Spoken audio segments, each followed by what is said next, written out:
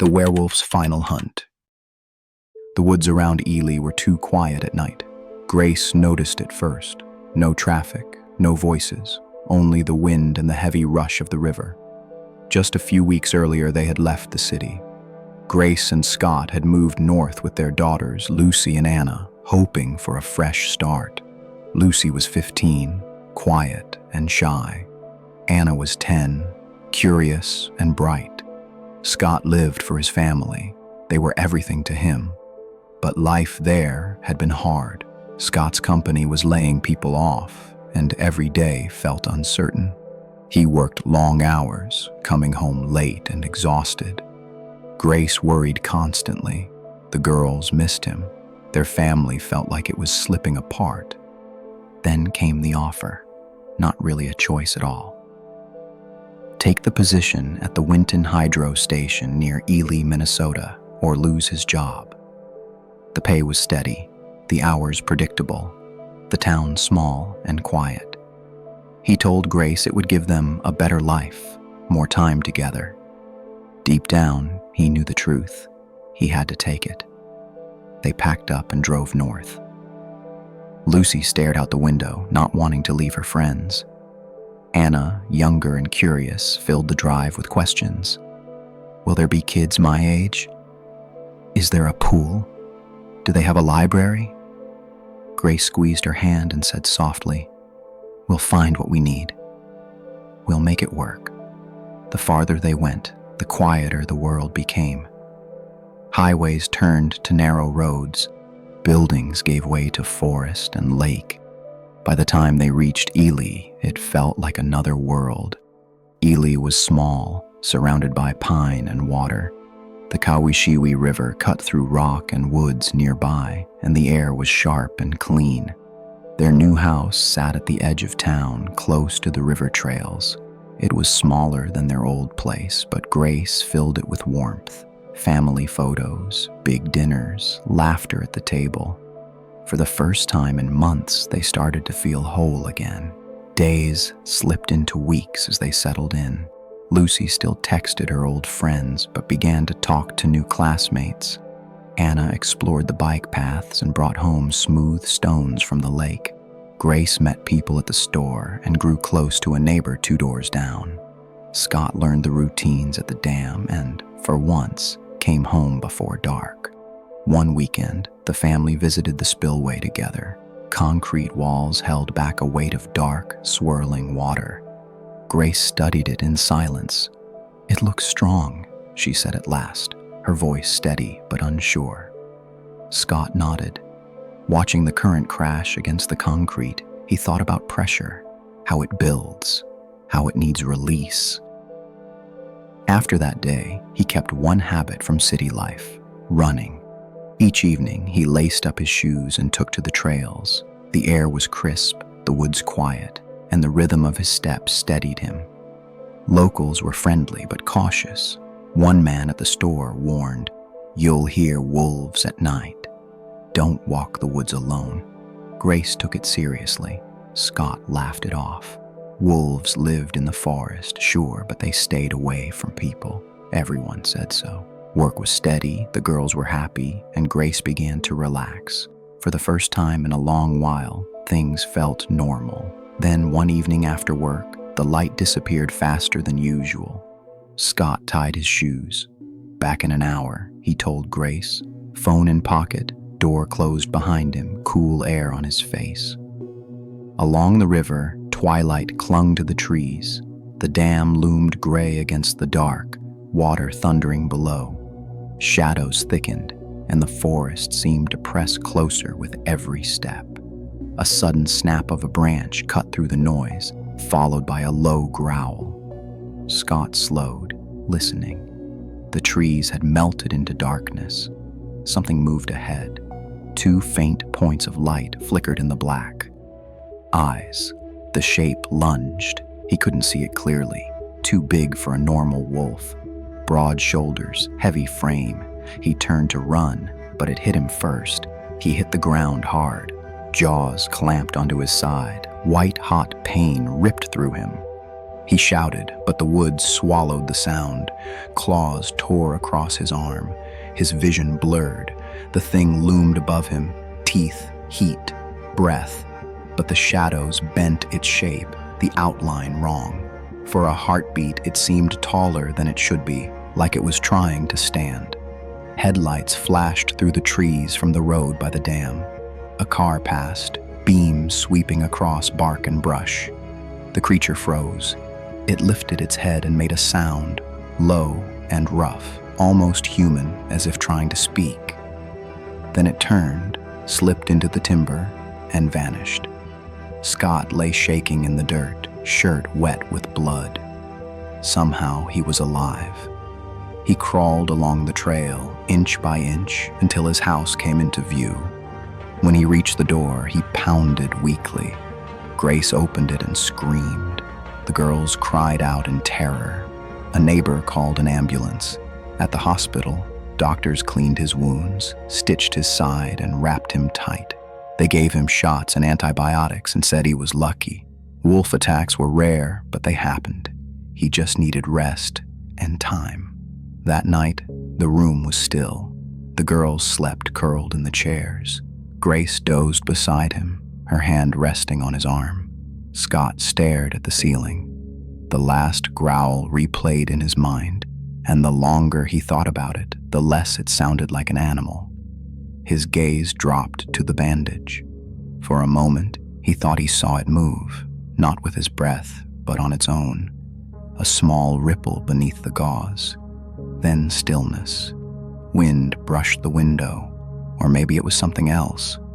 Scott closed his eyes. Sleep never came. The first snow came early that year. Thin flakes drifted over Ely, settling on rooftops and quiet streets. For a moment, it almost looked peaceful again. 2 weeks had passed since the attack. Scott's wounds were healing, but he wasn't the same. The doctors said recovery would take time. Grace tried to believe that. He went back to the dam, moving slower than before. Some evenings he came home pale and sweating. At night he woke shaking, breath caught in his throat. Fevers rose and fell. Grace told the girls their father only needed rest, but she saw it in his eyes. Something hidden, something that didn't feel like pain.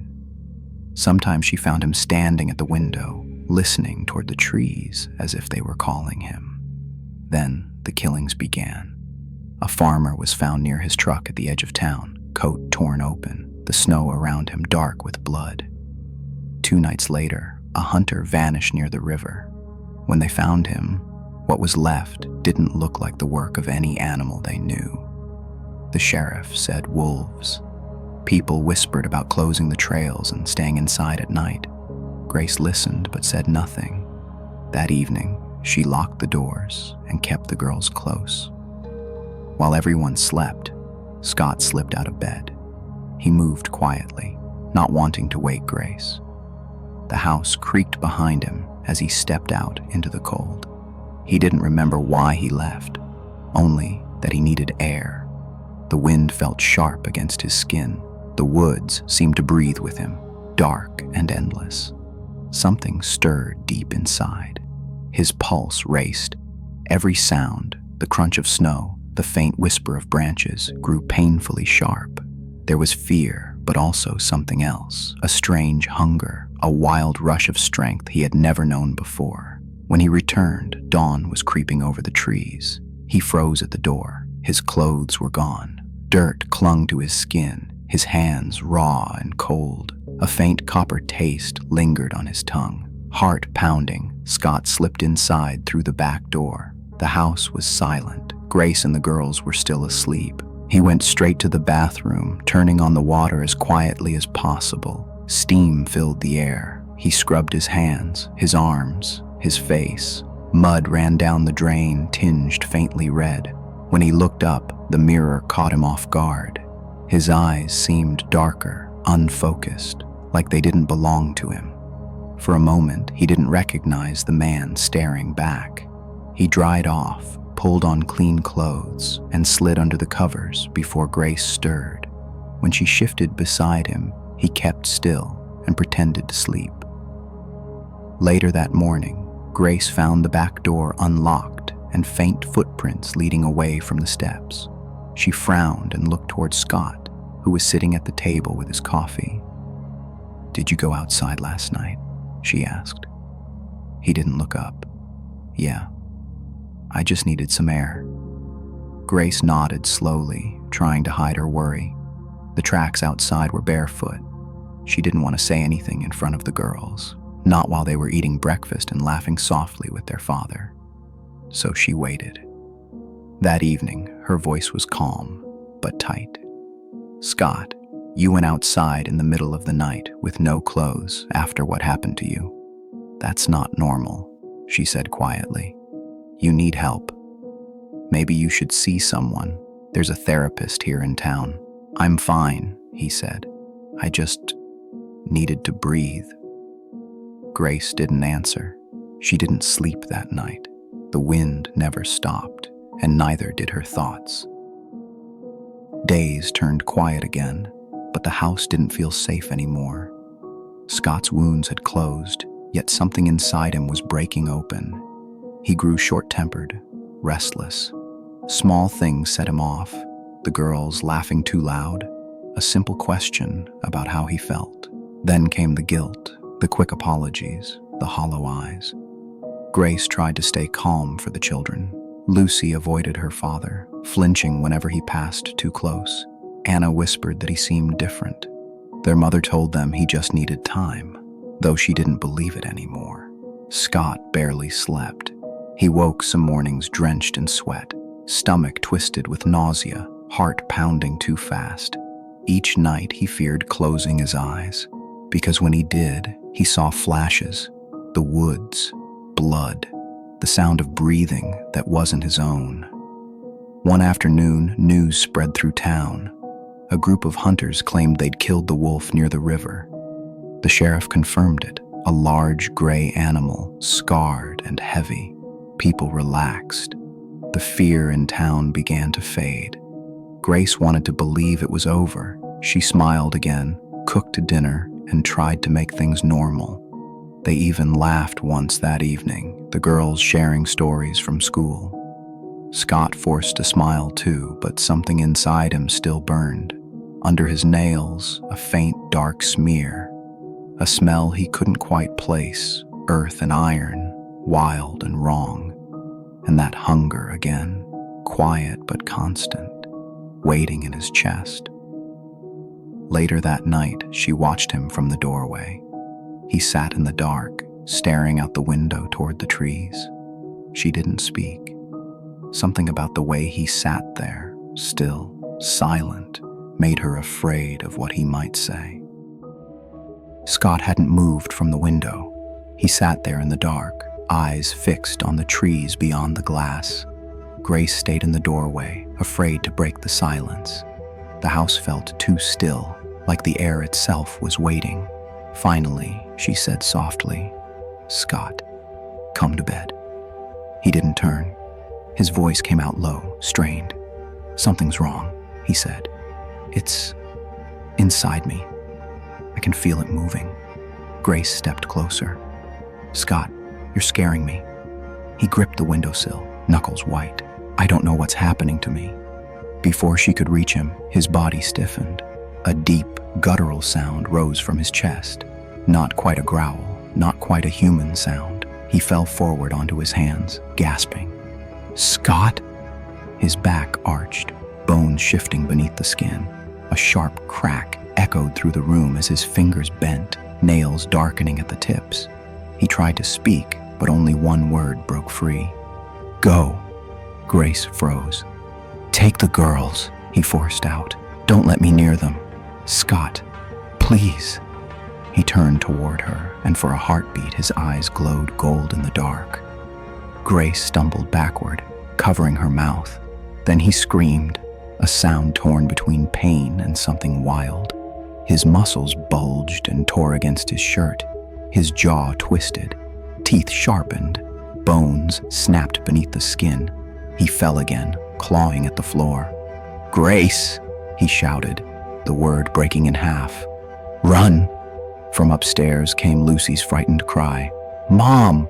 Grace ran, heart hammering. "Lucy! Anna! Now!" she yelled, rushing for the stairs. The air behind her filled with a wet, cracking sound, flesh twisting, bones stretching. She grabbed the girls, pulling them down the hallway. "Don't look," she whispered. "Don't look." They reached the front door just as a roar shook the house. It wasn't Scott's voice anymore. It was something older, deeper, a sound that made the walls tremble. Grace shoved the girls outside and slammed the door. Through the window, she saw movement, a dark, shifting shape rising in the shadows. "Mom," Lucy whispered, shaking. "Is that Dad?" Grace couldn't answer. Her throat locked.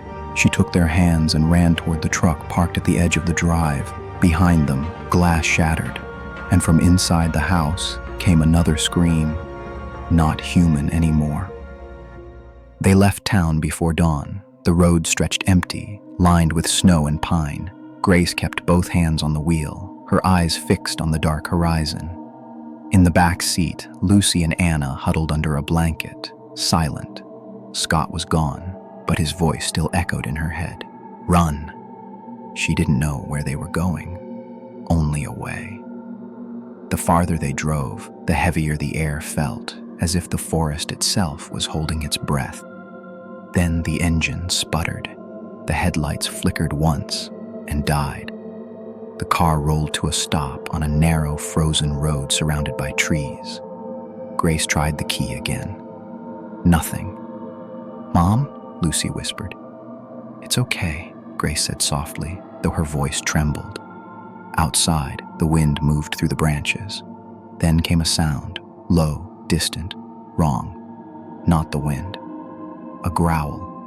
Grace's breath caught. She turned toward the trees. Something moved there. Huge, fast, silent between the pines. Then another sound, heavy footsteps, coming closer. "Out," she whispered. "Now."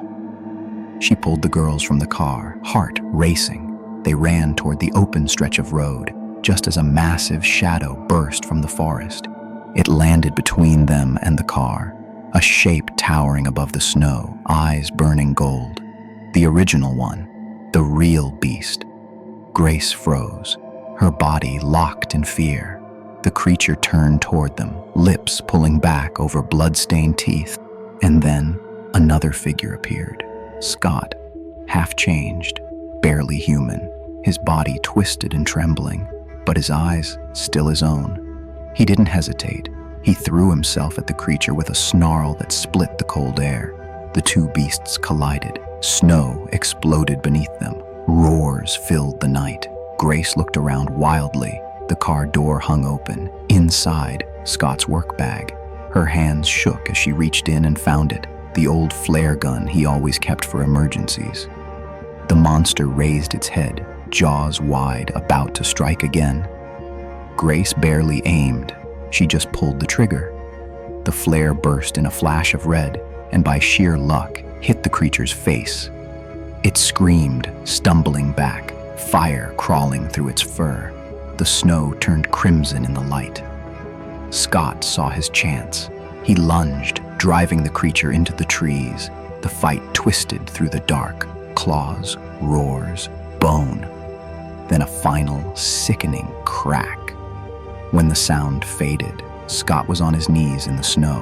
The beast lay still beside him. Grace ran to him, pulling the girls close behind. He looked up, eyes flickering between gold and gray. Blood ran from his side, steaming in the cold. "Grace," he whispered. "It's over," she said, falling beside him. He tried to smile. The first light of dawn crept through the trees. His hand trembled in hers. For a moment, the gold in his eyes faded and turned green again. Then he was still. Grace held him as the forest fell silent. No wind, no growl, just the river and the cold morning light. Lucy began to cry. Anna pressed against her mother's arm. Grace looked at Scott's face, peaceful now, and whispered, "You're free."